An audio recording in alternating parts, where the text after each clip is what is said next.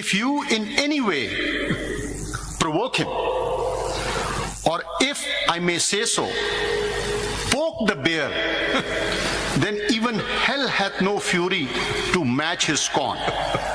And only God may help and save you.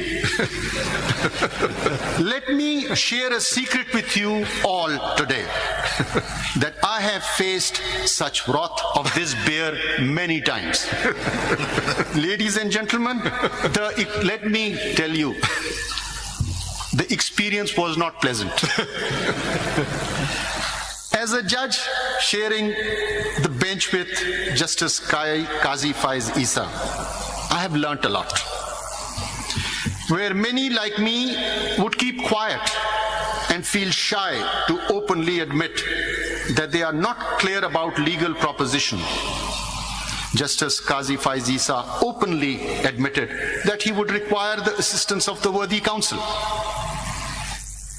But when it came to the rights of women, and more particularly cases relating to their inheritance, Justice Qaiz Faez Essa would leave no bounds to ensure the preservation of their rights, and that too with the full might of the court.